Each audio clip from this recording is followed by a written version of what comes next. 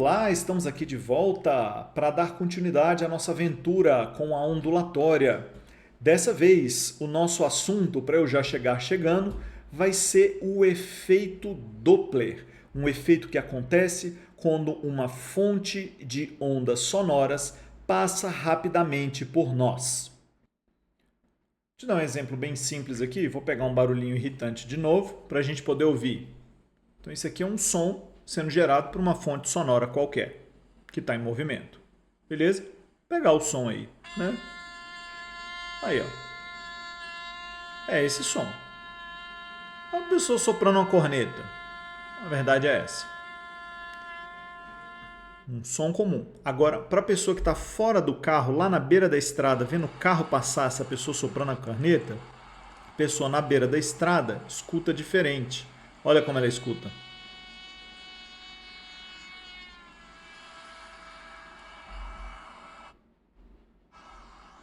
É esse o efeito Doppler. Um efeito que acontece quando uma fonte sonora está em movimento em relação a um observador. Primeiras considerações teóricas, vou até sair daqui para você poder ver o desenho melhor. A ideia é a seguinte, conforme você gera uma perturbação no espaço, você vai gerando frentes de onda. Essas frentes de onda, vamos supor que são geradas por um som que tem uma frequência que é sempre a mesma, beleza? Mas se essa fonte estiver em movimento, ou seja, se com o passar do tempo você tiver a fonte andando para frente, claro que a fonte vai andar um pouco mais devagar que o som, né? Porque se a fonte for mais rápida que o som, não é efeito Doppler, vai ser um outro efeito, beleza? Chamado onda de choque. Então, a próxima onda sonora, a primeira onda sonora foi gerada aqui. Passou um segundo, ela está aqui. Passou um pouquinho, ela está aqui. Passou um pouquinho, ela está mais ali. Acaba que as próximas ondas estão sendo geradas cada vez mais na frente. E isso nos dá a sensação de que as ondas estão ficando mais juntas. Então aqui você tem uma frequência, aqui você tem uma frequência mais alta, né? Porque a fonte de ondas está se aproximando aí, imaginando que o observador que vê tudo isso aqui acontecer está aqui paradinho, né? Na estrada, vendo as coisas todas acontecerem. O efeito oposto acontece se, com o passar do tempo, a fonte sonora estiver se afastando. Então, se ela estiver andando para trás, a próxima frente de onda vai ser gerada meio que atrasada, porque você vai ser gerada mais atrás, né? Então, a gente escuta uma frequência mais baixa.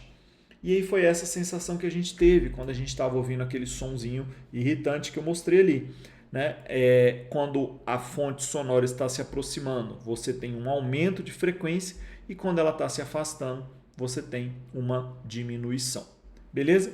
Vamos fazer um exemplo numérico para a gente ver como é que essas coisas funcionam? A ideia é a seguinte. Imagine que você tem uma situação em que uma ambulância vai vir socorrer uma pessoa e essa pessoa está ali caída, estatelada no chão, esperando por socorro. Essa ambulância tem uma sirene e essa sirene emite uma onda com a frequência aí de 100 Hz. Vamos imaginar que essa ambulância está vindo aí com a velocidade de 30 metros por segundo e que aí tem uma pessoa caída aqui no chão esperando por socorro. Beleza? Essa pessoa está parada naturalmente. E aí a ambulância vem e se aproxima da pessoa, né, e acaba, né, passando direto e vai embora, né, e deixa a pessoa aí. Eu quero analisar as duas situações. A situação em que qual é a frequência sonora ouvida pela pessoa quando a ambulância está chegando e qual é a frequência ouvida pela pessoa na situação em que a ambulância está indo embora. Beleza? Não vou me demorar nesse assunto. Ele é baseado numa fórmula. E o que você faz com a fórmula? Decora. Beleza? Simples assim, sem romantismo, direto ao ponto. Para você poder memorizar essa fórmula, você vai precisar de um mnemônico, vai precisar de alguma coisa para te ajudar a lembrar dela. E eu vou escrever ele aqui. A fórmula é a igualdade entre duas frações. Em cima você vai ter frequência, embaixo você vai ter velocidade do som, mais ou menos uma velocidade aí. Beleza? Esse é o esqueleto da fórmula que eu estou propondo você decorar. Beleza? Velocidade do som, mais ou menos a velocidade. beleza? Já vou explicar o mais, o menos, que velocidade é essa, que frequência é essa. Mas esse é o esqueleto da fórmula. Aí você vai fazer o seguinte, ó. Um lado você vai falar que é a frequência ouvida e a velocidade do observador. Do outro lado você vai botar a frequência da fonte e a velocidade da fonte. Beleza? Essa é a minha proposta para você decorar a fórmula do efeito Doppler. Nos livros vem diferente, de um jeito muito ruim que eu nunca decorei na minha vida. Então, se você decorar do outro jeito, parabéns, você é diferenciado. Eu não sou. Aqui a gente vai ter que fazer o seguinte, ó. O observador e a fonte definem o uso desses sinais que estão aqui no denominador da seguinte maneira: todas as velocidades que apontarem no sentido observador-fonte serão positivas. Se as velocidades estiverem apontando no sentido fonte-observador, a gente vai usar o sentido oposto. Beleza? Deixa eu dar uma limpada na tela aqui e deixar só a nossa fórmula. Vamos lá, para a gente já chegar chegando.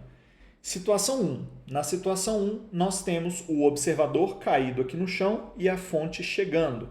Então, o sentido observador-fonte vai determinar o sinal positivo.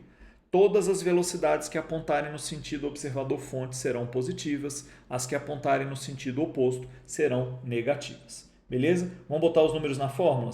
Frequência ouvida é o que eu quero saber. Beleza?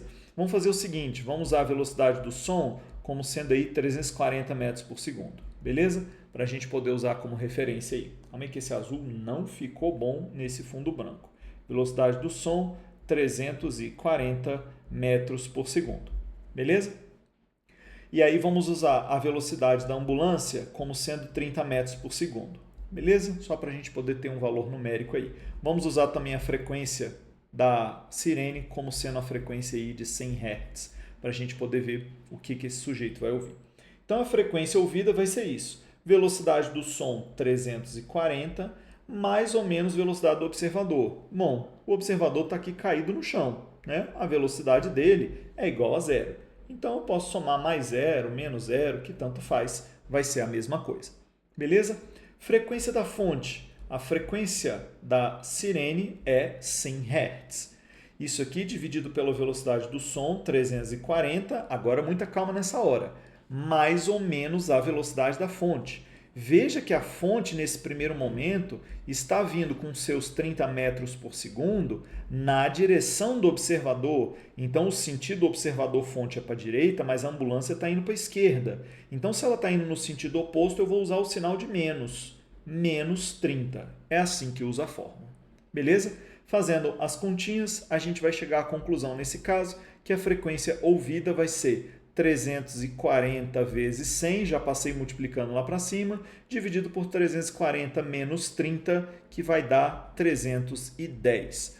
Se você fizer essa continha, né, você pode fazer na mão, você pode fazer na calculadora, estamos apenas exercitando, do jeito que você achar que você precisa para ser feliz. Se você fizer essa continha, você vai chegar em aproximadamente 110 Hz. Ou seja, de fato, um pequeno aumento de frequência.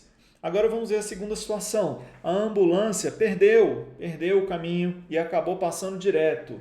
E o sujeito ficou lá, caído no chão, né? Só que a ambulância foi embora. A ambulância foi embora com a sirene ligada, não viu ele ali caído no chão e lógico que o som da ambulância vai se espalhar para todas as direções, né? Então temos a segunda situação em que a pessoa está ali caída no chão e a ambulância está indo embora.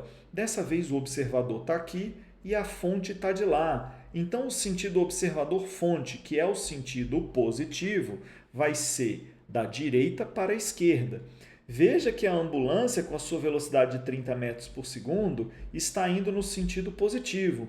Então agora, na hora da gente fazer a aplicação da fórmula, vai mudar a lógica dos sinais. Vamos fazer agora? A segunda situação, a frequência ouvida é meu sonho, a velocidade do som 340 e o observador continua tendo velocidade zero. A frequência da fonte continua sendo 100, a velocidade do som 340, só que agora a velocidade de 30 metros por segundo vai vir com um sinal positivo, né? Então, a frequência ouvida nessa nova situação, que eu chamei de FO', vai ser 340 vezes 100, só que dessa vez dividido por 370. Então, se eu pegar esse 340, multiplicar por 100 e dividir por 370, eu vou chegar numa frequência de aproximadamente 90 Hz. 91, quase 92, na verdade. Então, aproximadamente 90 Hz, ou seja, uma frequência mais baixa, uma frequência mais grave, beleza? Então, o efeito Doppler é o efeito que acontece na situação em que a fonte sonora está em movimento em relação ao observador. Qual é a coisa que você deve prestar atenção? Usar a fórmula corretamente, usar os sinais corretamente. Então, para isso, você vai precisar pegar a sua mãozinha, pegar exemplos e resolver para você conseguir praticar isso. Vamos fazer? Uma fonte sonora em repouso situada no ar emite uma nota com frequência de 440 Hz. Um observador movendo-se sobre uma reta que passa pela fonte escuta a nota com frequência de 880 Hz. Supondo a velocidade de propagação do som no ar igual a 340 metros por segundo, podemos afirmar que o observador... Aí ele faz uma série de questionamentos aí sobre o que você pode afirmar sobre esse observador. Beleza? Então a ideia é a seguinte. Como é que é a fórmula? Você tem uma fonte sonora em repouso. Então está aqui a fonte sonora. Você pode desenhar aí. Você faz o esquema do jeito que você achar interessante. Pode ser um alto-falante. Está aqui a fonte sonora. Velocidade da fonte igual a zero. Ela está aqui emitindo uma onda sonora. Aí tem um observador. Né? Um observador, parece estar rápido, mas vamos ver.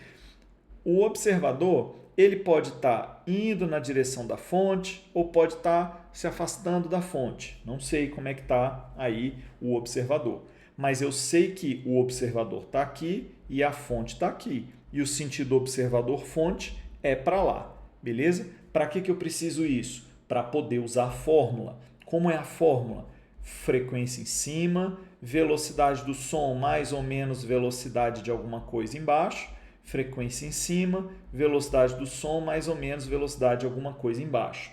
E aí como é que você preenche esse em cima e embaixo? Se aqui é o observador, aqui é o observador, se aqui é a fonte, aqui é a fonte. Beleza? Foi assim que a gente fez para memorizar a fórmula. Beleza? A ideia é a seguinte: o observador, a frequência ouvida pelo observador, está escrito aqui no enunciado, 880. A velocidade do som é 340, ele falou para a gente. E nós precisamos descobrir que se nós temos mais ou menos a velocidade do observador. Beleza? Essa é a nossa incógnita nesse momento. Do lado da fonte, nós temos que a frequência emitida foi de 440 Hz e a velocidade que nós temos é apenas 340, porque a velocidade da fonte é zero, porque a fonte está parada. Beleza? Então, o que a gente tem é o seguinte, a gente tem 340 mais ou menos velocidade do observador, que vai ser a nossa incógnita principal, e os outros números a gente vai reorganizar para a gente ver o que vai aparecer aí. Beleza? A ideia é a seguinte, então, vou passar isso aqui multiplicando para lá, esse númerozinho para o lado de cá, e aí vai ficar assim, ó, 440 vezes 340 mais ou menos a velocidade do observador, isso aqui vai ser 340 vezes 880.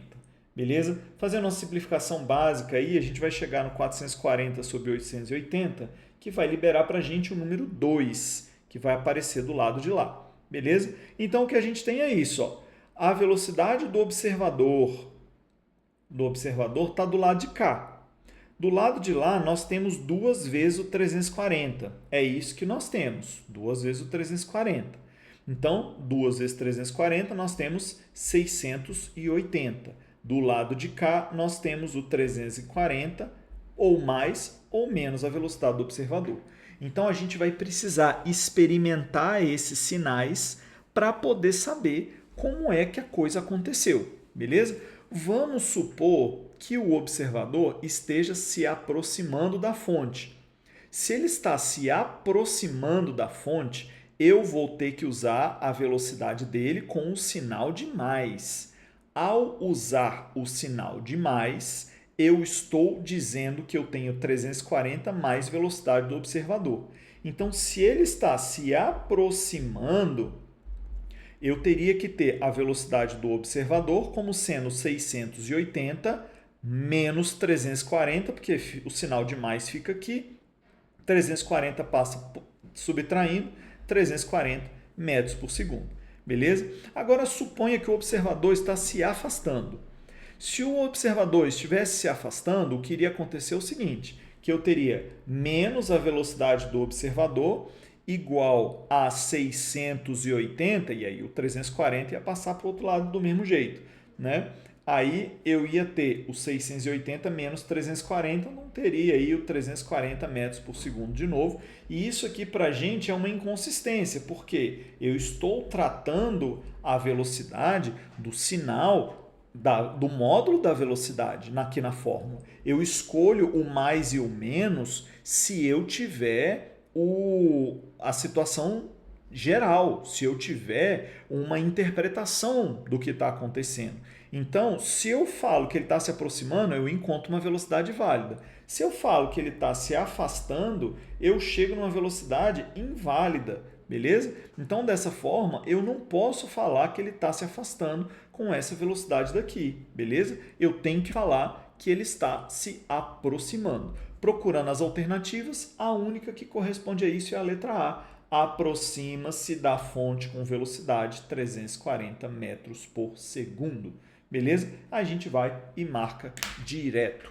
Não é um item tranquilo. Não é um item tranquilo. Problemas de efeito Doppler podem trazer aí várias situações teóricas complicadíssimas para a gente. Então tem que avaliar com muita calma. Por outro lado, a maioria deles cai a formulazinha, o feijão com arroz. Se você decorou a fórmula e a convenção de sinais, você acerta de primeira. Beleza? Mas vamos avançar? Passando aí desse assunto do efeito Doppler, a gente tem uma situação que é a seguinte. A gente está partindo do pressuposto que o observador está sempre mais lento do que o som. Agora eu suponho que o observador é mais rápido que o som.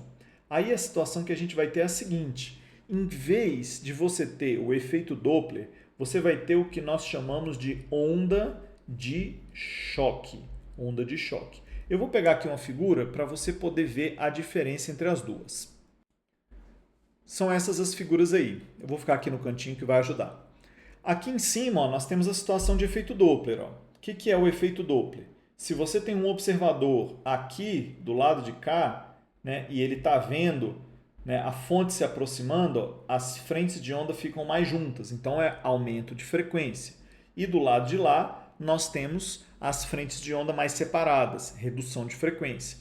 Agora, essa segunda situação aqui, ó, essa situação 2, é uma em que a fonte sonora está mais rápida, mais veloz do que o próprio som. Então, acaba que você tem esse padrão que a gente chama de onda de choque, que é uma espécie de um triângulo, né? No caso do som, a gente chama isso de estrondo sônico. Então, é realmente esse nome mesmo, né, que você tem. É a formação de uma onda muito intensa e a ideia é que você está pegando o objeto e está movendo mais rápido do que o som. Se você acha que isso aqui é muito esquisito, não é tão esquisito assim, beleza? Porque se você tiver, por exemplo, uma lancha e essa lancha estiver andando em alta velocidade na água, você vê esse padrão de onda se formando ao redor dela, tá? Não precisa ser uma coisa, avião supersônico, né? Pode ser qualquer coisa, qualquer objeto gerador de onda se movendo mais rápido do que a onda que ele produz, beleza? A velocidade da onda só depende do meio. Então, se você tacar uma pedra na água, aquele círculo vai numa certa velocidade, né? Aí você joga lá e aí você tem aquele círculo se afastando, né? Se propagando dessa forma. Basta você pegar, por exemplo, um graveto e passar rapidão em cima da água que você consegue ver um rastro se formando. Esse rastro é a onda de choque. O efeito da onda de choque é muito parecido com o efeito Doppler, porém, o que você tem é a extrapolação da fonte de onda sonora do padrão de ondas que está se formando. Beleza? Essa situação número 1 aqui, ela nos ilustra, na verdade, uma situação bem peculiar, uma situação extrema, em que a fonte de ondas está se movendo tão rápido quanto as ondas que ela produz. Beleza? Isso a gente consegue perceber em aviões supersônicos, lançamento de foguetes e outras situações parecidas, extremas como essa. Né? Por que essas situações são interessantes? Imagina o seguinte, você tem um foguete. Todo o barulho produzido por esse foguete está ali ao redor dele. Porque se ele está andando na mesma velocidade do som, o barulho que ele está produzindo está ali ao redor dele. Isso aparece no foguete como uma coisa que vai provocar inclusive o aquecimento do ar ao redor, porque todo esse ruído em altíssima velocidade vai inclusive exercer uma pressão para impedir esse foguete de ficar mais rápido. Por isso que você fala que o objeto quebrou a barreira do som. Então a barreira que você tem é uma barreira mesmo, uma barreira de pressão, porque as moléculas estão ali oscilando de uma forma que está se propagando pelo ar e você, objeto, que é fonte sonora, está tentando alcançar essa onda sonora e gerando novas ondas ali por cima de maneira reiterada, beleza? E é isso que traz a formação do estrondo sônico. Além do estrondo sônico, você consegue ver isso. Eu vou te mostrar uma figura. Olha aí, nessa figura a gente tem o lançamento aí de um foguete no exato momento em que ele está rompendo a barreira do som. Veja que essa fumaçona que está aqui na frente dele, ó, esse negócio que está aqui, que eu estou destacando, isso aqui é a onda de choque se formando.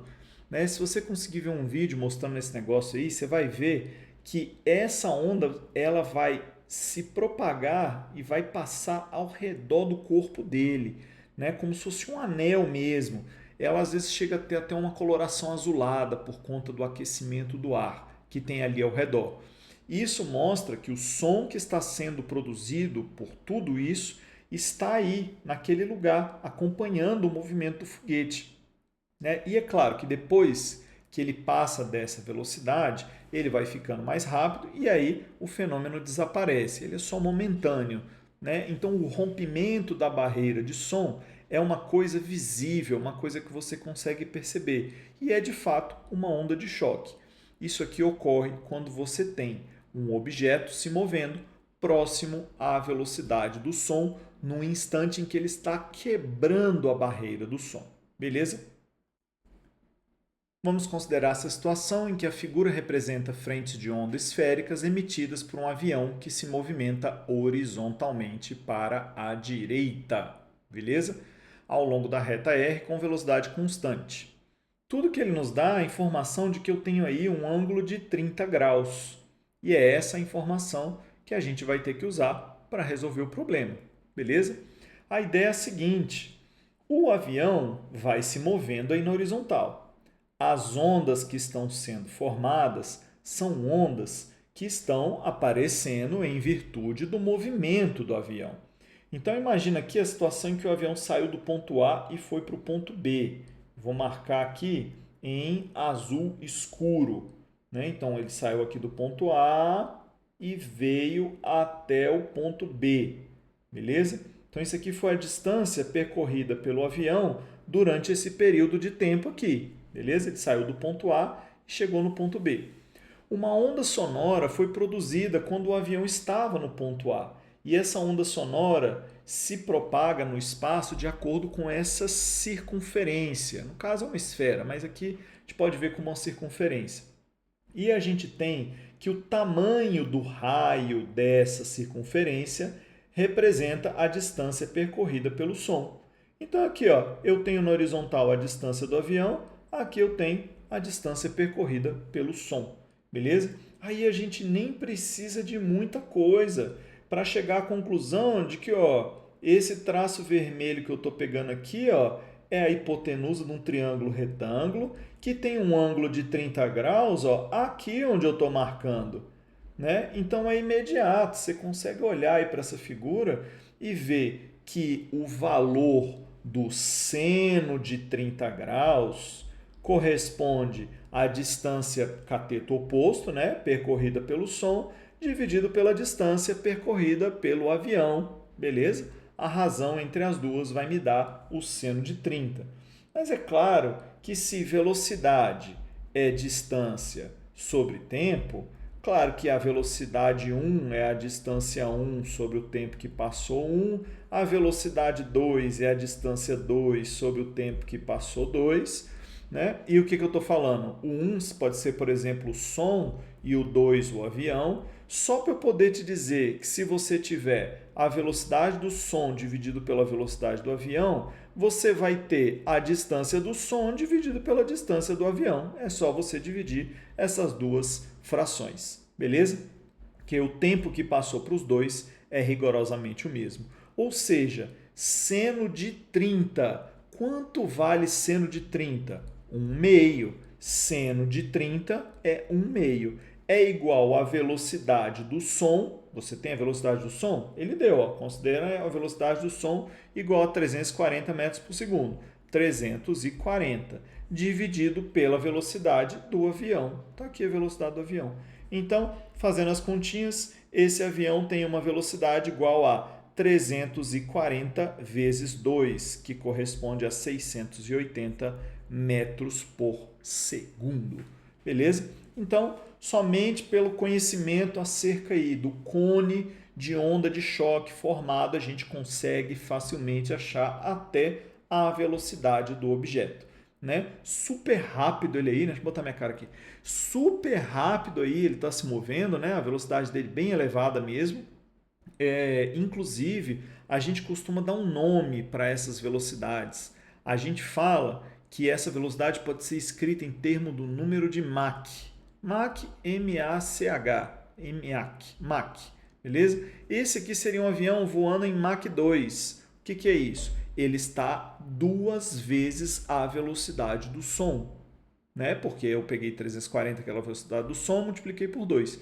Então, esse avião está voando na velocidade de Mach 2. Quando você tem um avião voando com essa velocidade, você espera encontrar ao redor dele um cone de onda de choque que seja com um ângulo de 30 graus, beleza? É isso que a gente espera de um avião voando com essa velocidade de Mach 2.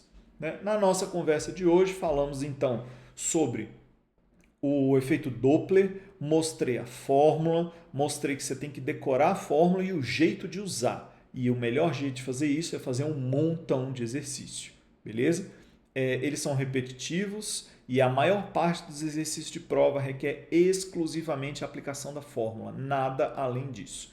Esses aqui de onda de choque, eles são bem menos frequentes, mas se eles aparecerem, eles vão pegar muita gente de calça curta que não vai conseguir chegar até o final de jeito nenhum, beleza?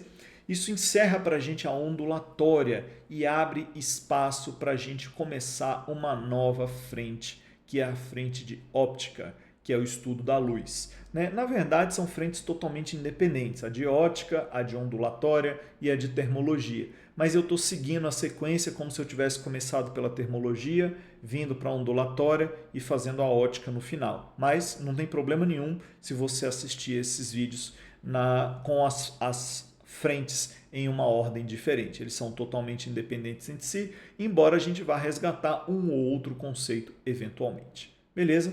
Era isso por hoje. Valeu, sucesso, até mais.